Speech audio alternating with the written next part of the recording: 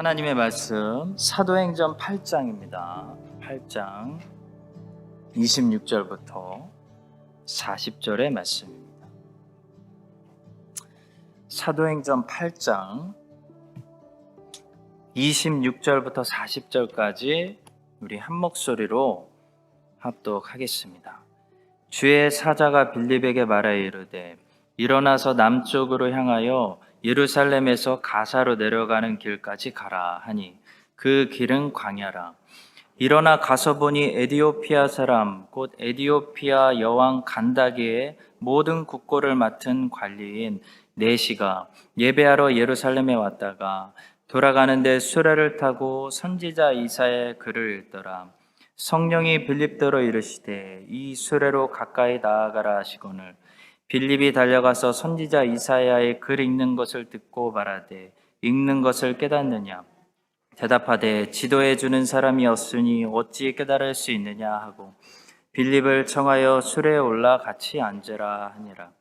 읽는 성경 구절은 이것이니 일러스되 그가 도살자에게로 가는 양과 같이 끌려갔고 털 깎는 자 앞에 있는 어린 양이 조용함 같이 그의 입을 열지 아니하였도다. 그가 굴욕을 당했을 때 공정한 재판도 받지 못하였으니 누가 그의 세대를 말하리요 그의 생명이 땅에서 빼앗김이로다 하였거늘 그 네시가 빌립에게 말하되 청컨대 내가 묻노니 선지자가 이 말한 것이 누구를 가리킴이냐 자기를 가리킴이냐 타인을 가리킴이냐 빌립이 입을 열어 이 글에서 시작하여 예수를 가르쳐 복음을 전하니 길 가다가 물 있는 곳에 이르러 그 네시가 말하되 보라 물이 있으니 내가 세례를 받음에 무슨 꺼리낌이 있느냐. 이에 명하여 수레를 멈추고 빌립과 네시가 둘 다 물에 내려가 빌립이 세례를 베풀고 둘이 물에서 올라오세 주의 영이 빌립을 이끌어 간지라. 네시는 기쁘게 길을 가므로 그를 다시 보지 못하니라. 빌립은 아스도에 나타나 여러 성을 지나다니며 복음을 전하고 가이사랴에 이르니라. 아멘. 너무나 귀한 말씀입니다. 오늘은 사도행전 강의 14번째 시간입니다. 빌립과 에디오피아 네시라는 제목으로 말씀을 전하겠습니다. 사도행전 8장은 예루살렘에 묶여 있었던 복음이 이제 전 세계로 어떻게 뻗어나가게 되는지 그 시작점을 우리에게 보여줍니다. 앞부분에서는 흩어진 여러 명의 제자들을 통해서 많은 사마리아 사람들이 복음을 받게 되는 그런 이야기가 8장 앞에 나오고요. 오늘 우리가 읽은 이 8장 후반부에서는 한 사람의 전도자가 어떻게 한 사람의 개종자를 만드는지 그런 이야기가 등장합니다. 흩어진 전도자들을 통해서 많은 사마리아 사람들이 복음을 받게 된 것도 굉장히 중요하지만 빌립이라는 이 한 사람의 전도자를 통해서 에디오피아 네시라는 한 사람이 개종하게 되는 것도 동일하게 중요한 사건입니다. 사도행전 8장은 이 두 가지 사건들을 동일한 선상에서 둘 다 중요한 사건들로 다루고 있습니다. 오늘은 그래서 한 사람의 전도자와 이 한 사람의 개종자에게 우리의 시선을 집중하려고 합니다. 자, 먼저 전도자 빌립을 통해서 우리에게 깨닫게 해주시는 말씀이 있고 또 에디오피아 네시를 통해서 우리에게 깨닫게 해주시는 말씀이 있습니다. 먼저 첫 번째로 빌립의 모습을 보겠습니다. 우리는 예상치 못한 장소에서 복음을 전할 사역의 기회를 얻는다라는 말씀을 받게 됩니다. 26절의 말씀입니다. 주의 사자가 빌립에게 말하여 이르되 일어나서 남쪽으로 향하여 예루살렘에서 가사로 내려가는 길까지 가라 하니 거기 설명이 나오죠. 그 길은 어떤 길이죠? 광야라.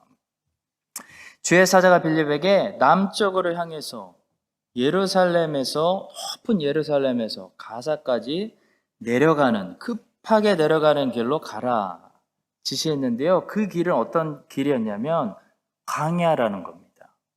무슨 말이죠? 그쪽으로 가면 유대 광야가 나오는 길이기 때문에 주님 거기 가면 사람 없어요. 지금 이런 말입니다. 사람들이 잘 다니지 않는 길이었다는 거죠. 한마디로 주의 사자가 빌립에게 그 길로 가라고 지금 말씀하지 않으셨다면 빌립은 굳이 유대 광야가 나오는 길로 가지 않았을 거라는 말씀입니다. 성도 여러분, 예루살렘에서, 높은 예루살렘에서 가사까지 쭉 내려가는 길은 유대 광야를 지나가는 길로서 사람들이 특별한 이유가 없으면 가지 않는 길이었습니다.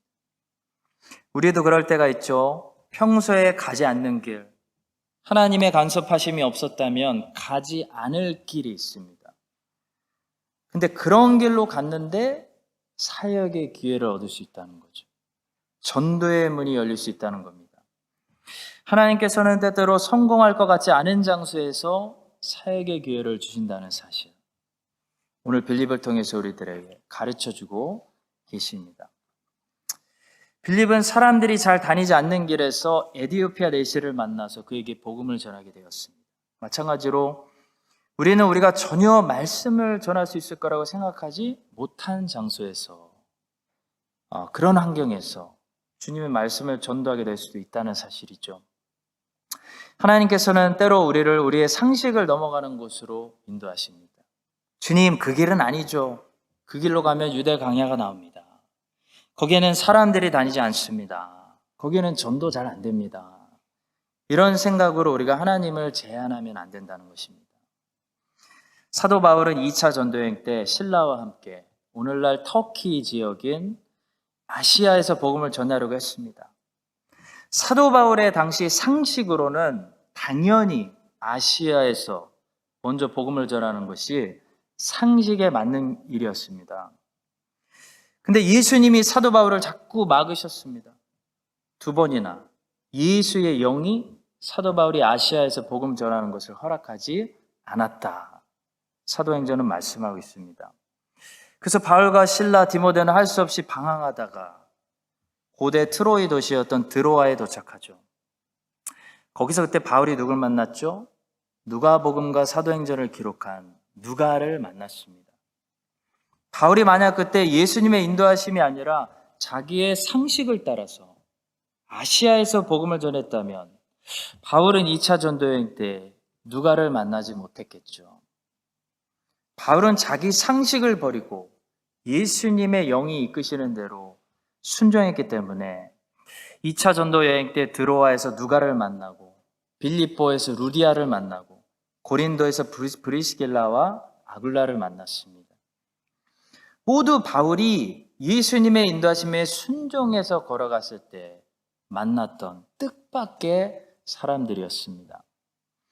성도 여러분, 바울의 계획은 2차 전도여행 때 아시아에서 말씀을 전해서 많은 당시 소아시아 사람들을 전도하는 것이었으나 예수님의 계획은 2차 전도여행 때 바울이 누가에게 복음을 전도하고 루디아에게 복음을 전도하고 브리스길라 아굴라에게 복음을 전도하고 마게도냐와 고린도에서 복음을 전도하는 것이었습니다. 사마리아에 도착한 빌립은 아마도 쭉 북쪽으로 올라가면서 복음을 전하려고 했을 것입니다. 왜냐하면 당시에는 그 길이 그들에게 상식이었기 때문입니다. 그러나 하나님께서는 상식을 깨고 빌립을 남쪽으로 부르십니다. 유대 광야로 들어가라고 말씀하십니다. 빌립은 순종했습니다. 많은 사람들에게 복음을 전할 수 있는 기회를 버리고 하나님의 말씀에 순종해서 사람들이 많이 다니지 않는 유대 광야로 들어갔습니다. 그런데 거기서 누굴 만났죠? 에디오피아라는 나라의 왕궁 재정을 담당하고 있는 내시를 만났습니다. 빌립은 그 한 사람에게 복음을 전했습니다. 그 내시는 아마도 에디오피아로 돌아가서 수많은 사람들에게 복음을 전하는 그런 사람이 되었을 것입니다. 성도 여러분, 하나님께서 우리의 예상을 깨고 우리가 생각하지도 못한 길로 인도하실 때가 있습니다. 주님이 이 일로 가면 사람들이 많이 없어요.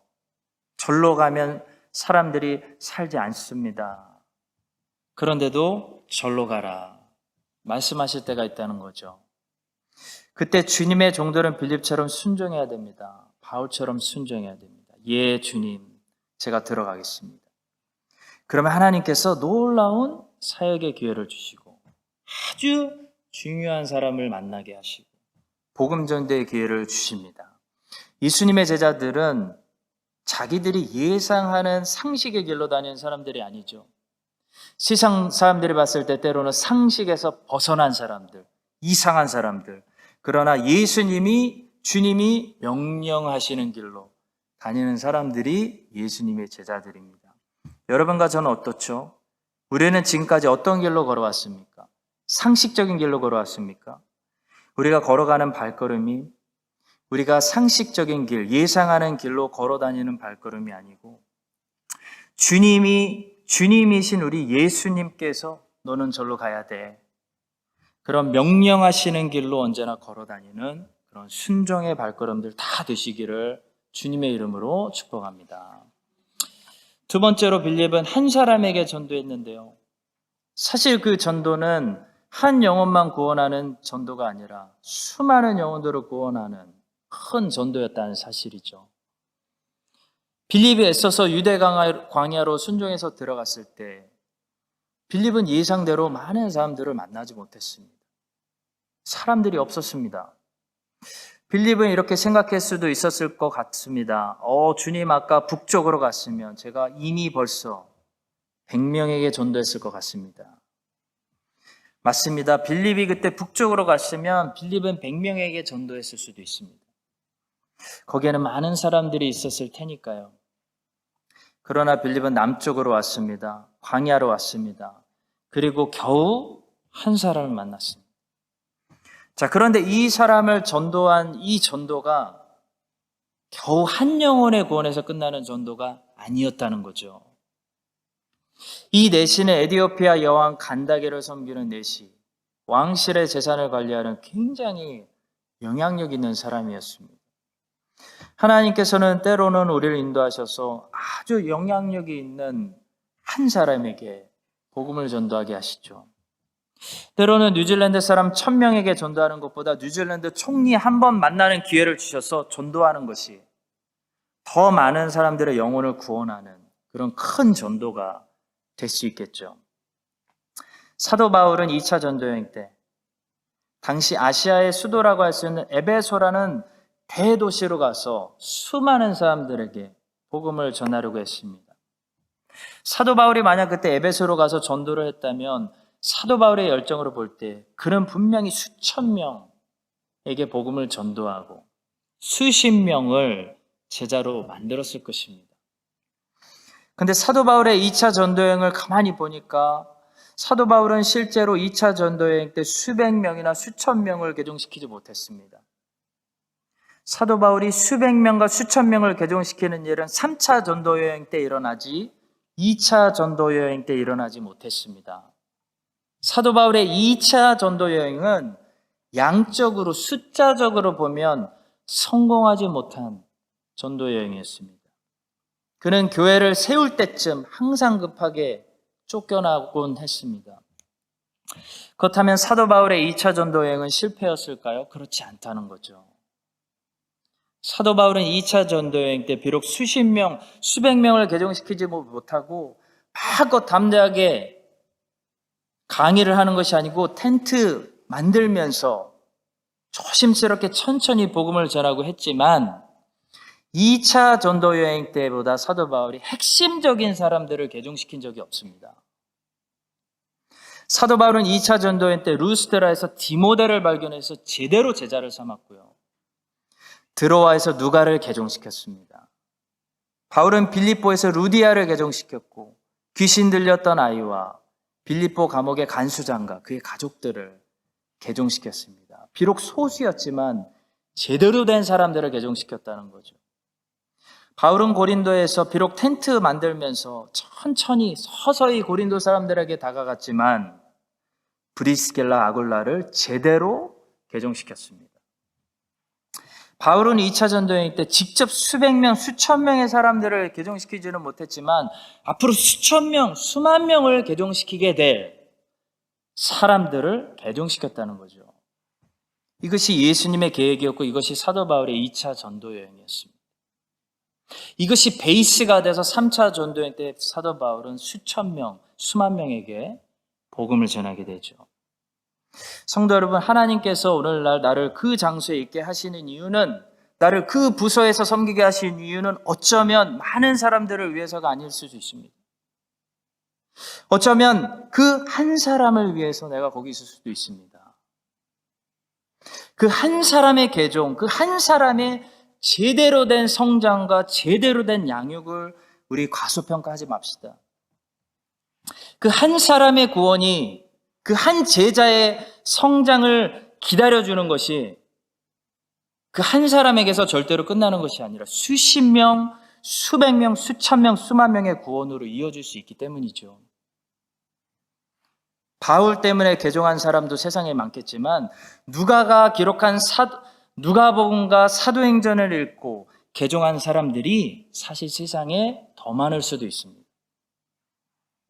여러분과 제가 이 사실을 기억하고요, 우리도 본문의 빌립처럼 이 한 사람에게로 많은 사람들을 향해서 북쪽으로 가는 전도도 중요하지만 한 사람을 향해 인도하심을 받을 때 겨우 한 사람 전도하라고 하나님 내가 이 긴 시간 동안 그렇게 고생하고 있습니까? 라고 하지 말고요, 그 한 사람의 구원을 소중히 여기고 그 한 사람의 변화로 인해 그 뒤에 수많은 사람들이 구원받을 수 있다는 사실을 우리가 믿음으로 볼 수 있는 여러분과 제가 될 수 있기를 주님의 이름으로 축복합니다. 이제 에디오피아 내시의 모습을 봅니다. 세 번째로 에디오피아 내시의 모습을 보면서 우리는 성경을 읽는 것이 다가 아니고 성경을 깨닫는 것이 중요하다는 사실을 배우게 됩니다. 빌립이 아주 중요한 질문을 합니다. 30절 말씀이죠. 빌립이 달려가서 선지자 이사야의 글을 읽는 것을 듣고 말하되 읽는 것을 깨닫느냐. 에디오피아 내시는 이사야 성경을 읽고 있었습니다. 그는 열심히 읽었지만 이사야 성경이 말씀하고 있는 진리를 아직 깨닫지 못했습니다. 오늘날도 많은 사람들이 이사야 성경을 사랑합니다. 잠언을 읽습니다. 욥기를 읽습니다. 예레미야를 읽습니다. 읽는 것은 좋은데 읽고 성경을 깨달아야 한다는 거죠. 읽는 것은 시작에 불과합니다. 말씀이 우리 안에 결실하는 단계까지 도달하려면 반드시 깨달음이 있어야 됩니다. 깨달음이 중간 과정입니다. 예수님께서 말씀하신 씨 뿌리는 비유를 보니까 그 네 가지 밭의 종류에서 첫 번째 최악의 땅이었던 길가에 뿌려진 씨앗이 나오는데요. 말씀의 씨앗이 길가에 뿌려지는 이유, 말씀의 씨앗이 길가에 뿌려지면 어떻게 되죠? 새가 즉시 와서 그 씨앗을 가져간다고 했습니다. 그런데 주님께서 이 비유를 해석해 주실 때 뭐라고 말씀하셨냐면, 말씀이 길가에 뿌려진 상태는, 말씀이 길가에 뿌려지는 이유는 말씀을 듣기는 들었는데 깨닫지 못했기 때문에, 깨닫지 못한 상태라고 말씀하셨습니다.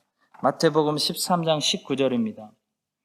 아무나 천국 말씀을 듣고 깨닫지 못할 때는 악한 자가 와서 그 마음에 뿌려진 것을 빼앗나니 이는 곧 길가에 뿌려진 자요.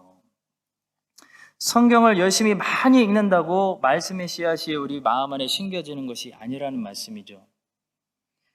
말씀을 한 구절 읽더라도 그 말씀이 깨달아져야 그 말씀이 우리 마음에 심겨지는 역사가 일어납니다. 왜 우리는 그렇게 열심히 큐티를 하고 성경 통독을 하고 성경을 달달 외우는데도 왜 우리 민족은 말씀 실천 능력은 떨어지고 말씀에 순종하고 사는 힘은 그렇게 약할까요? 말씀을 듣기는 듣지만, 너무 열심히 듣지만 깨달음이 없기 때문에, 깨닫지 못하기 때문에, 잘못 깨닫기 때문에 말씀의 씨앗들이 뿌려지는 대로 빼앗겨서 그렇습니다. 예수님께서는 제자들이 말씀을 듣는 것만으로 만족하시는 그런 선생님이 아니셨습니다. 예수님께서는 제자들이 예수님의 말씀을 지금 깨닫고 있는지를 늘 확인하셨습니다. 예수님께서 비유를 설명하신 후에 제자들에게 질문하시죠. 마태복음 13장 51절입니다. 이 모든 것을 깨달았느냐 하시니 대답하되 그러하오이다. 성도 여러분, 들음이 있은 후에는 깨달음이 있어야 됩니다. 깨달음이 있어야 순종이 됩니다. 순종이 안 되는 것은 깨달음이 없는데 억지로 하려고 해서 안 되는 것입니다. 깨달음이 생기면 순종이 어렵지가 않습니다. 깨우치기만 하면 순종의 행동은 자연스러운 반응이 됩니다.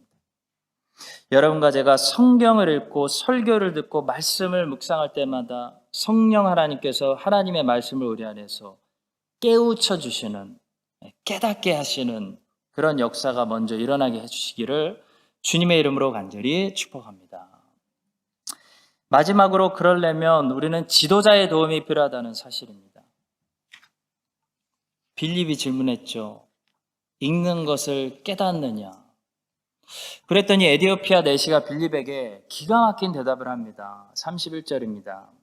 대답하되 지도해 주는 사람이 없으니 어찌 깨달을 수 있느냐 하고 빌립을 청하여 수레에 같이 앉으라. 매우 중요한 말씀입니다. 이 말씀 꼭 기억하십시오.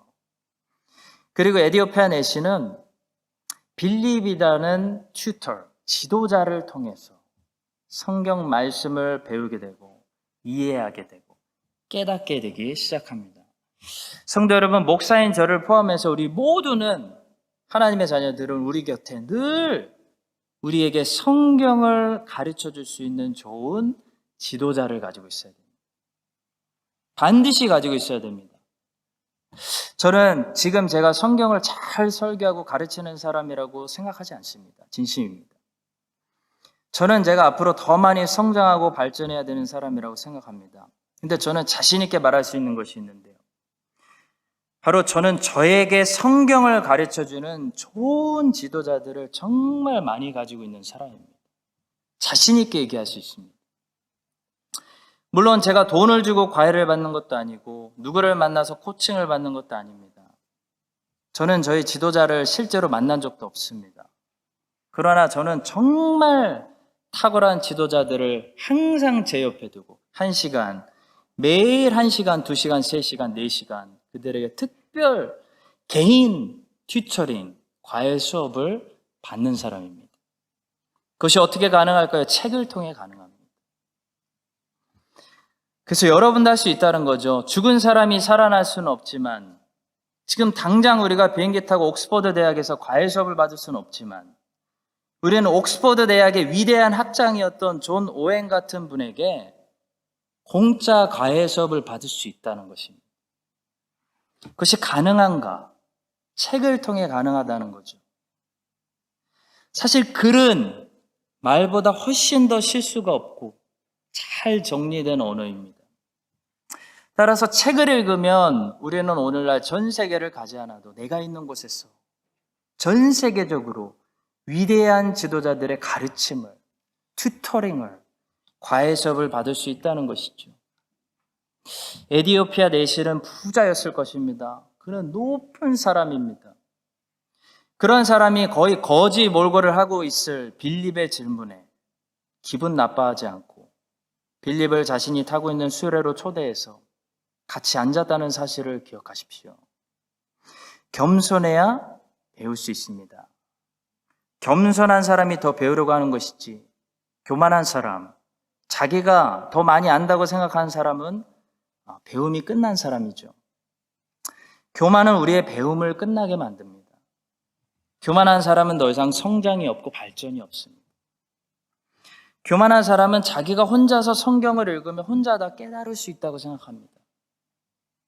그러나 겸손한 사람은 에디오피아 내시처럼 성경을 읽다가 성경의 의미를 깨닫고 싶을 때 지도자를 찾습니다. 도움을 구합니다. 책을 공부합니다. 칼빈 선생은 어떻게 주석을 달았을까? 로이드 존스 목사님은 여기에 대해서 어떻게 생각하셨을까? 오카는 목사님은 이 본문을 어떻게 설교하셨을까? 스펄전은 뭐라고 했나? 청교도 목사님들은 어떻게 이해했을까? 주석을 읽고 책을 읽고 설교를 읽습니다. 그 과정 속에서 성령 하나님께서 지혜를 주시고 지식을 주시고 깨어나게 하시고 깨닫게 해주시는 것이지 가만히 앉아서 기도만 한다고 없던 지식이 생기고 안 보이던 것이 보이는 것이 아니라는 것입니다. 절대로 아닙니다, 여러분. 빌립의 도움 없이 이사야를 계속 묵상하며 에디오피아 내시는 이사야를 계속 묵상하면 자기 느낌이나 자기 생각을 하나님이 주시는 깨달음이라고 착각하며 성경의 본래 의미를 영원히 깨닫지 못하게 될 수도 있는 것입니다. 저는 실제로 어떤 분에게 제가 사무실에서 앉아 있는데 목사님 왜 그렇게 책을 많이 읽으세요? 라는 황당한 질문을 받은 적도 있습니다. 그분의 말은 기도하며 하나님이 깨달음을 다 주시는데 왜 책을 읽으냐는 저를 당시 비꼬는 말이었습니다. 불쌍한 사람이죠. 저는 그런 분들의 생각이 굉장히 위험하다고 생각합니다. 교만하다고 생각합니다. 무엇보다도 교회 역사에 위대한 주님의 종들은 다 신학자였습니다. 다 신학자로서 공부하는 과정 속에서 성령님께서 주시는 깨달음을 얻은 것이지 가만히 앉아서 하나님과 대화하다가 없던 깨달음을 얻은 사람은 한 사람도 없었습니다.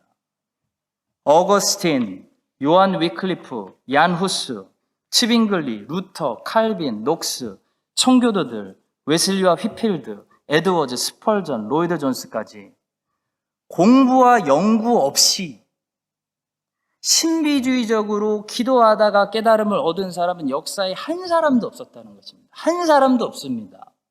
이단들만 그랬다는 것입니다. 사랑하는 성도 여러분, 너무나 중요합니다. 지도자의 지도를 받아야 성경의 말씀을 깨달을 수가 있습니다. 하나님께서는 이 일을 위해서 교회를 세워주신 것이고 목사를 세워주신 것이고 또 우리 모두에게 책을 통해서 지금도 빌립을 보내주고 계십니다. 여러분과 제가 에디오피아 내시처럼 겸손하게 하나님이 우리에게 보내주시는 빌립을 우리의 옆에 앉히고 지도자를 통해서 성경을 공부하고 배우게 될 때 에디오피아 내시처럼 하나님의 성령께서 하나님의 말씀이 그 안에 깨달아지게 하시는 그런 성령님의 역사가 많이 일어나게 해주시기를 주님의 이름으로 간절히 축복합니다. 오늘 주신 말씀 가지고 우리 함께 기도하고 하도록 하겠습니다. 두 가지만 기도하겠습니다. 첫 번째로 빌립에게 주신 말씀입니다.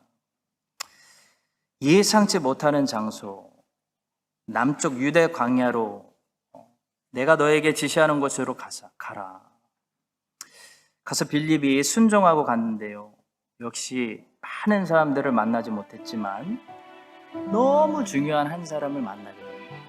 아프리카의 선교의 문을 여는 사람을 만나게 된 거죠. 사도 바울도 마찬가지였습니다. 수많은 아시아 사람들에게 복음을 전할 수 있었는데 글로 가지 마 라고 했을 때 누가를 만나고 루디아를 만나고 아주 핵심적인 사람들을 만나게 됩니다. 우리가 그 자리에 그 부서에서 섬기는 것이 어쩌면 많은 영혼들을 위한 것이 아니고 한 사람을 위한 것일 수도 있습니다. 그러나 충분한 가치가 있다는 거죠. 뻔한 길, 예상하는 길, 그런 길로 상식적인 길로 가는 것이 아니고 크리스찬은, 예수님의 제자는 때로는 상식에서 벗어나는 거꾸로 가는 거죠. 남들은 다 북쪽으로 올라오는데 혼자 남쪽으로 내려가는 것입니다. 왜 내려갑니까? 거기 한 사람이 기다리고 있기 때문입니다. 우리 예수님도 그랬죠. 사마리아를 통과하셨습니다. 왜 그랬죠? 사마리아 여인 한 사람 때문에. 그 한 여인 만나려고 사마리아를 통과하셨습니다. 성령님께서 우리의 발걸음을 그렇게 인도하실 때 그것을 거부하지 않고 우리를 인도하셔서 그 한 사람을 개종시키고 한 사람을 양육시키는 빌립 같은 삶을 우리가 제자의 삶을 살아갈 수 있도록 나를 통해 그 한 사람을 세워주시옵소서. 우리 함께 기도하도록 하겠습니다. 함께 기도하겠습니다. 두 번째로 기도하겠습니다. 에디오피아 내시에게 주시는 말씀을 우리에게 적용해서 기도합니다. 성경을 읽기만 한다고 달달달달 해치운다고 1년에 몇 번 통독하는 것이 중요한 것이 아닙니다. 절대로 중요하지 않습니다. 성경을 깨닫는 것이 중요합니다. 깨달으려면 지도자들의 가르침을 받아야 됩니다. 연구해야 됩니다. 찾아봐야 됩니다. 공부해야 됩니다. 뒤져봐야 됩니다. 물어봐야 됩니다. 그냥 가만히 신비주의적으로 기도만 한다고 되는 것이 아닙니다. 한 명도 이단들이 아니고선 그렇게 했었던 하나님의 종들은 없었습니다. 모든 하나님이 쓰신 목사님들, 선교사님들, 사역자들은 다 신학자들이었습니다. 열심히 공부하십시오. 책으로 공부하십시오. 책을 읽으십시오. 지도자들을 튜터링을 받으십시오. 위대한 하나님의 종들의 튜터링을 날마다 30분, 1시간, 2시간 평생 받아서 하나님의 성경을 성경이 그렇구나. 사도행전 말씀이 그런 거구나. 로마서의 말씀이 그런 거구나. 스스로 공부하십시오. 공부하는 우리 모두가 될 수 있도록 겸손하게, 에디오피아 대시가 겸손하게 빌립을 옆에 앉은 것처럼 교만하지 마십시오. 나는 이미 다 했다. 교만하지 마십시오. 겸손하게 지도자를 옆에 앉으셔서 가르쳐 주세요라고 말하십시오. 그런 우리 모두가 될 수 있도록 마지막으로 함께 기도하고 각자의 기도 제목으로 기도하고 돌아가시겠습니다. 함께 기도하겠습니다.